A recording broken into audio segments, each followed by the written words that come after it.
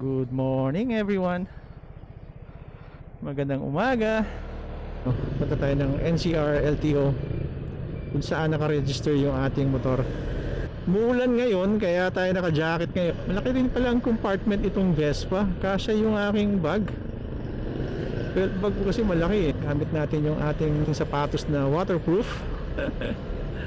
Waterproof tong sapatos natin kaya okay lang mabasa to.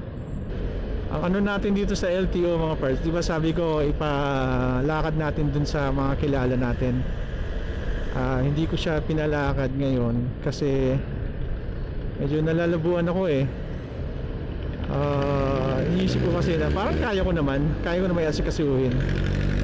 Kasi kung wala ka namang gagawin, asikasuhin mo na lang. Maulan na Tuesday! Today, try natin tayo mag-follow up nitong papers natin. Papakita ko sa inyo kung anong problema dun.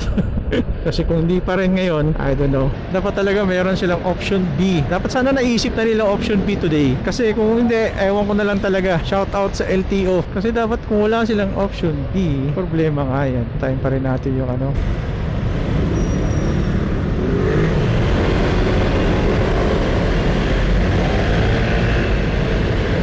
Pansin mo yung mga motor dito, masyadong ano,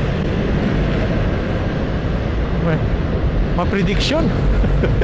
Alam nila kagad kung mag-green daw, hindi. Iba din. Ako, hintayin ko talaga mag-green yan. Ayoko ng ganyan, parts. Ayoko ng ganyan. Rainy day on a Tuesday with Bruha. Hindi ko pa kabisadong galawan nitong Vespang to, kaya maingat ako sa ulan. Kasi may nakapagsabi yung gulong niya madulas daw sa mga painted na roads. Kaya ingat lang mga parts. Wag lang magpa daloy-daloy. Hirap na. So, as much as possible, be careful. Kailangan ko na yata mag-rain pants. Hanap tayo ng area ang pwedeng rain pants tayo. Rain pants. Look at that beast, green beast. Boss, dahil lang magsuot lang ako ng first time ko suotin tong pants nila. Meron kasi siyang lagayan ng sapatos. Kaya natin sandalan. Hindi natin magawa kung walang sandalan.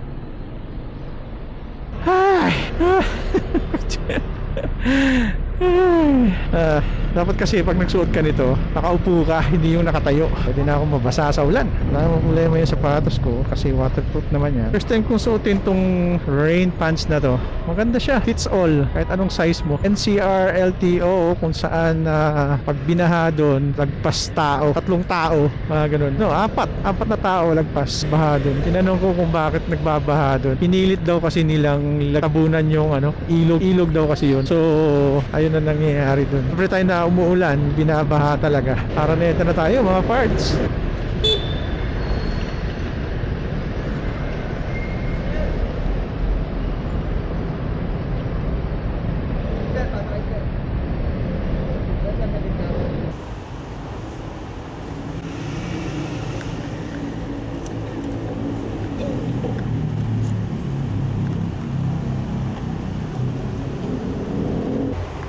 Ayos na.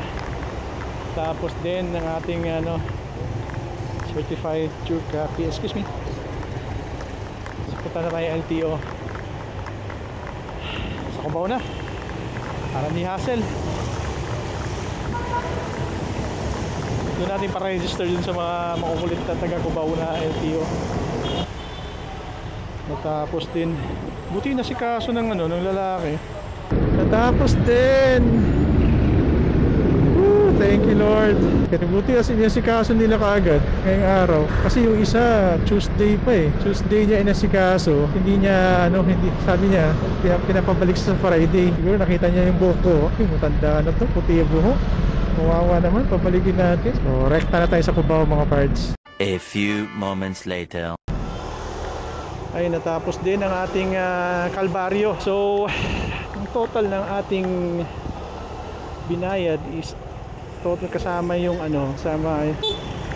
kasama lahat 2,000 plus. So i-sum up natin lahat including lahat ng mga binayaran natin. 750 sa insurance. Unahin natin yung yung pinakauna. Pinakauna is 300 sa notarization plus 600 sa PNP tsaka HPG clearance. Tapos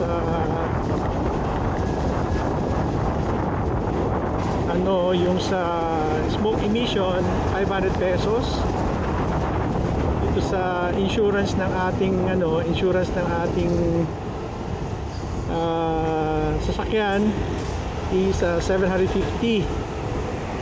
So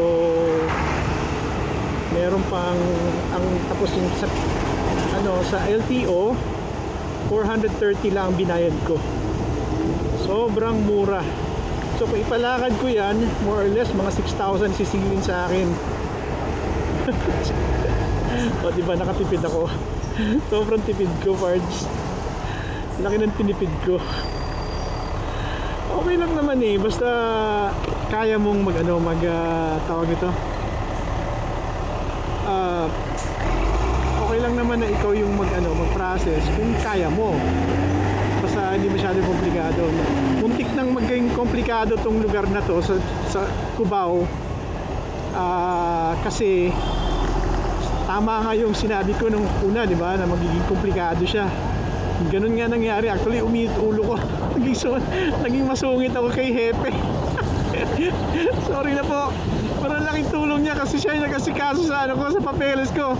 Nakuha ko kaagad yung original na CR. Normally, hindi ko makukuha yun ng ilang araw kasi according to the book, kung i-follow talaga natin yung libro ng LTO, it will take at least 3 to 4 days bago mo makuha yung original na CR. Ang sa akin mga parts, nakuha ko on this day. Ngayon, nakuha ko kaagad. O, di ba? Ang galing. Ang bait-bait ni Hepe. Siya nag-asikaso lahat, pati yung mga processing ng mga ito, bayaran mo. Ito na, okay. Meron lang siyang hinahanap na na papeles na dapat binigay ng Arneta sa akin. Kasama dun sa binigay na certified true copy. Ang problema kasi ng gulat ako pala kaya kanina nakuha ko yung certified true copy ko. Meron silang pinicturean na documents. Wala silang sinabi ko anong klaseng documents yun. Nangyari, basta pinicturean lang niya kasi hiniram niya yung cellphone ko. Sabi niya paki-open yung picture, meron lang tayong picturean. Pinicturean niya yung documents. Tapos yun na, wala siyang sinabi na kailangan mo ipaprint yan, sir. Kasi kailangan yan dun kasama yan siya sa certified true copy na ipapakita mo dun sa LTO. Basta sinabi na lang sa akin, oh sir, okay na yan, pang LTO ka na. Ganun lang sinabi sa akin, mga iwan din ay, Diyos ko. Kaya na-stress ako kanina, muntik ko nang mapagalitan si Hepe. Laki pa naman ang tawa niya sa akin. Wala nakatawa na. Sinungitan ko eh. Sorry Hepe ha. Pero okay yung talagang nakuha ko agad on this day. Nakuha ko agad yung certification of registration. Ayun, nakuha ko na yung diploma ko. Ang laki naman ng mga bago ngayon eh. So ayun. Okay, thank you so much for listening ha. So yun lang nagastos natin sa total nating abot lang siya ng mga ilang araw. Dapat mga 3 araw lang to eh. Naging komplikado lang siya dun sa Araneta dahil sa baha. Alright, thank you again for listening. And always remember, stay safe, ride safe, and God bless. Bye.